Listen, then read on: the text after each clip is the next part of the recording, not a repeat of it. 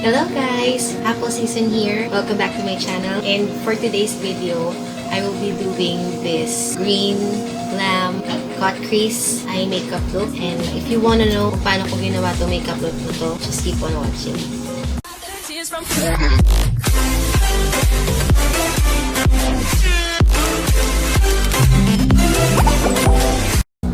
Okay, as you can see, ginawa ko na yung eyebrows ko off cam. Saka, wala mo nga akong si Betty kasi sobrang kapal. Pero, mamaya, magbabalance pag naka-full face makeup na tayo. As usual, magsa-start tayo with the clean face and I will use my Jeju Aloe Eyes as moisturizer natin. Ano siya, meron siyang cooling effect.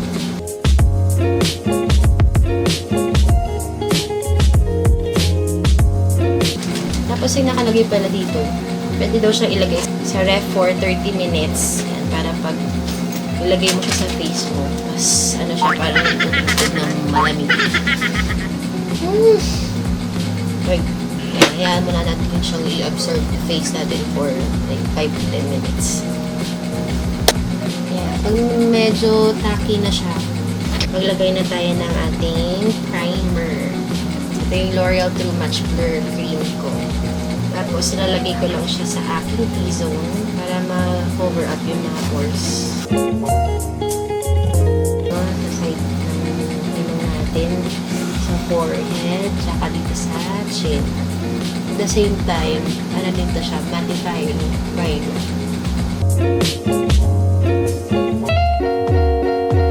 Yung gamitan natin foundation today is from Maybelline. Ito yung Matte and Poreless Fit Me Foundation in the shade 220 Natural Beige. Ginamit kong foundation nung last video ko. From Maybelline din yun. Pero ano siya, full coverage foundation. Ito medium to full coverage lang yata ito. Tsaka ano siya, buildable siya. I will be using my Tuna and Co sponge. Sobrang linis. Para i-apply yung foundation sa face natin. Okay, next, nalagay na tayo ng concealer. So, for our concealer, I have here my Makeup Revolution Conceal and Define Full Coverage Concealer in the shade C5. My favorite concealer. So, nalagay na natin siya sa ating under eye. Chin, forehead, sa bridge ng nose, and at the same time, dito din sa side gagawin din natin siyang eye primer para takpan yung mga veins dito sa eyelids natin. Also, I will be using my Juno & Co sponge para i-blend yung concealer natin.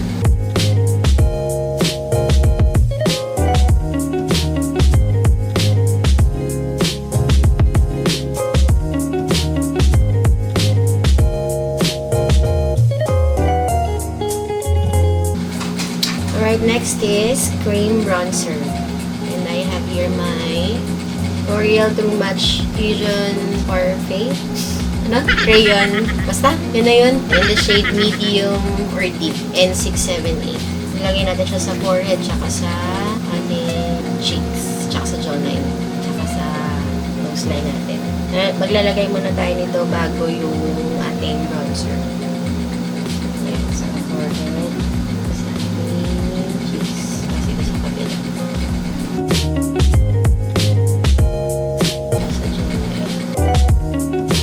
Tapos, i-blend natin ulit ng ating beauty sponge.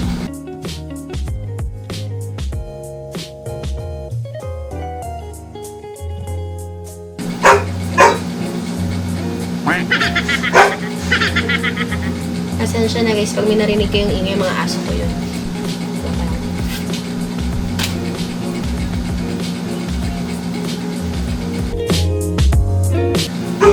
Make sure lang na i-blend nyo ng maayos.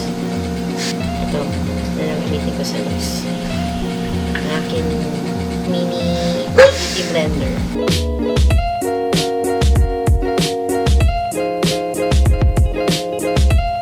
Diba, nagkaroon na dimension yung face natin. Hindi siya yung parang flat lang. Okay, next. Para sa setting powder natin, meron ako dito, Hourglass Veiled Transluscent Setting Powder. Unahin muna natin yung under eyes para hindi siya mag-crease.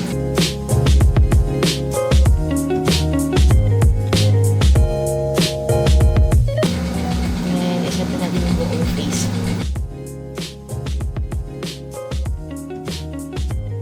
Right, next is bronzer. So I have here my Physicians Formula Water Bronzer.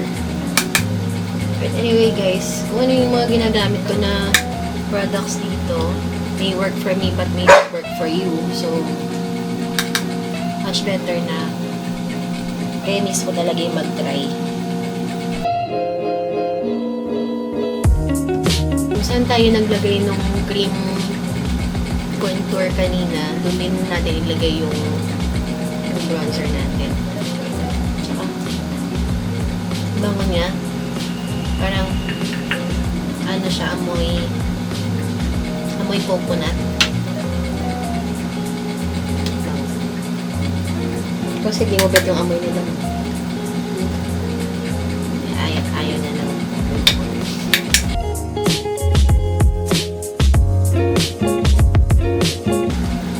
Gusto ko talaga itong bronzer na to. Kasi parang tama lang yung shade. Parang hindi siya super red. Sakto lang. Parang tamang tan lang. Pasensya, lagi kung tingin ako ng tingin dito. Andito kasi yung ano ko yung monitor ko.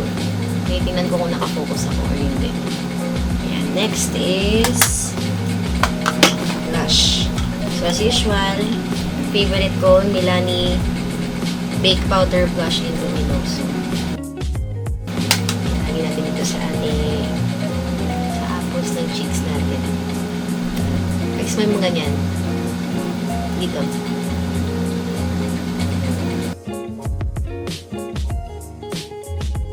Hindi ko alam pero bakit parang ang pula-pula sa video.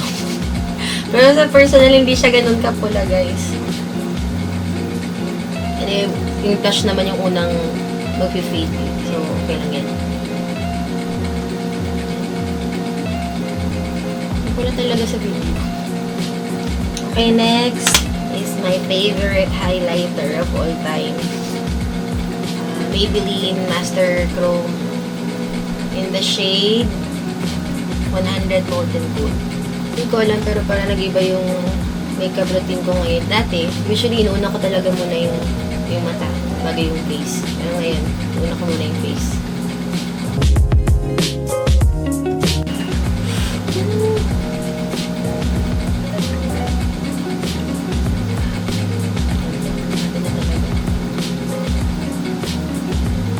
Tsaka maganda maglagay ng highlight dito sa may brow mo natin pag bago linis ating kilay.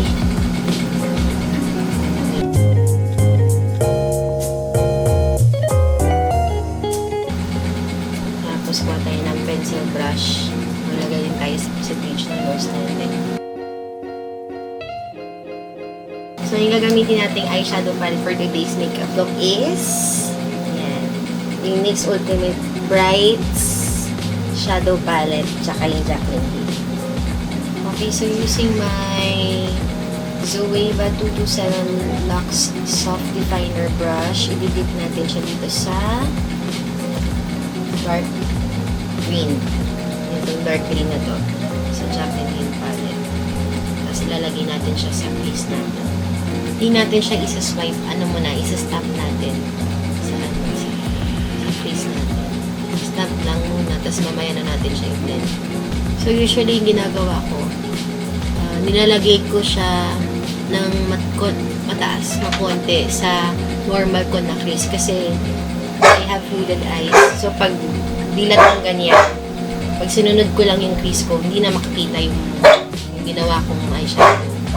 Nilalagay ko siya ng mataas konti sa natural crease ko. Alam ko mukha akong rakon pero may magiging okay.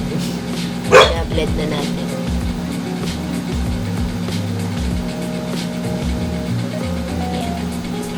Then, I will use my Zoeva 221 Lux Soft Crease eyeshadow brush. And i-dip natin to dito sa mix na eyeshadow palette ito. Parang light green. Yan yung i-blend natin dito sa nilagay natin dito sa crease natin. So yung gagawin natin, isi-scratch lang natin siya.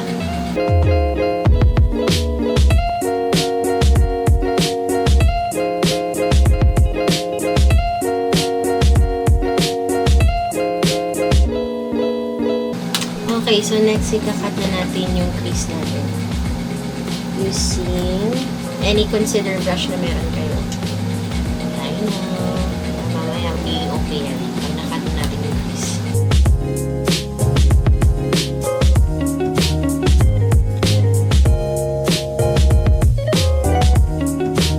Okay, using my Zoeva 226 eyeshadow brush, dip natin to sa, gamitin na natin itong Colourpop Sweet Talk palette, itong shade na, matte shade na Catch Me. Then, isiset na natin itong cut crease na ito.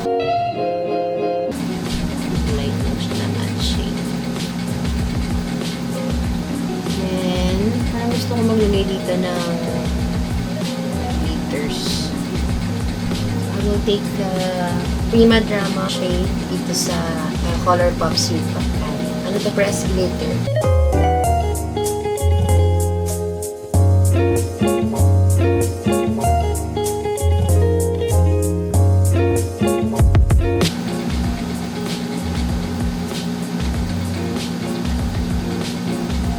Lagyan natin hanggang dito sa all the way sa inner corner. Tapos parang gusto ko magpapagyan na konting shade lang ng parang blue green. Yan. Dito sa outer third ng mata. In between ng glitter tsaka nitong dark green. Konti lang.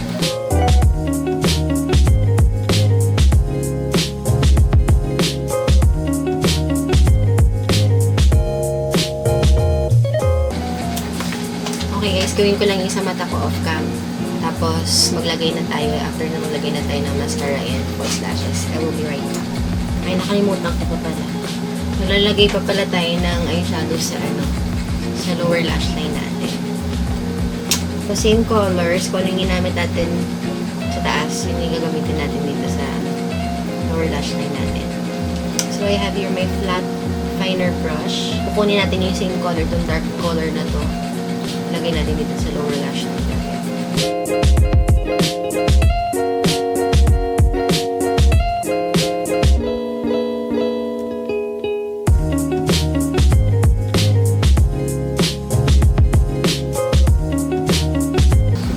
Ginamit natin na light green.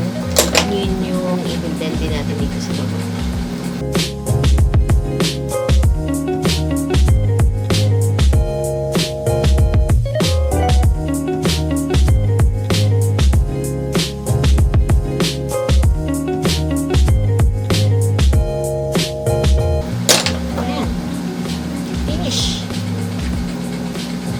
For our mascara, I have here my L'Oreal Voluminous Lash Paradise. Curl muna natin yung lashes natin.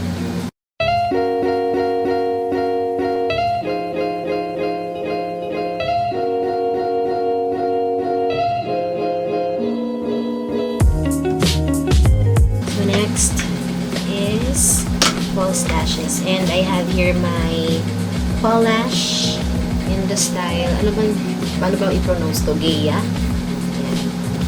And, voila. Okay, eyes are done. So, next is, ayan, lips. So, meron ako dito. Teka lang, tagalin ko lang yung foundation sa lips to.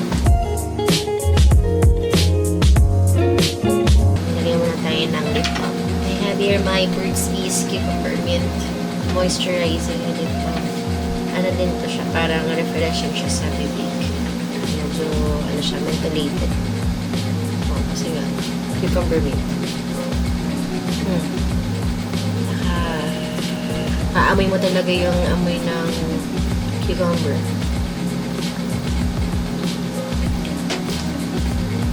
Next is, I have here my Maybelline lipstick in the shade Serpentine. Hindi ko alam, parang medyo metallic yata ito. Maglalagay nga muna pala ako ng lip liner. Pero yung lip liner ko, hindi siya same sa shade ng lipstick ko. So, from Bilena matte lip liner in the shade Toast of New York.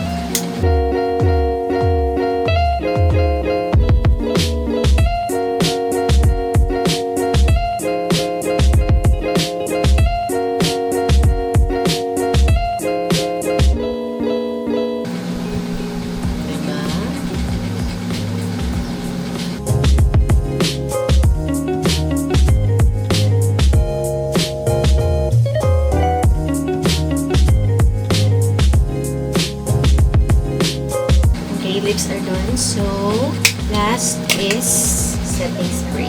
And then I'm using my Morphe Continuous Setting Mist. Ito yung pinaka-favorite ko na setting spray kasi very, very fine yung mist dito. And after niya maset yung makeup ko, sobrang ganda ng finish niya. Parang ano siya, parang naka-airbrush lang ako.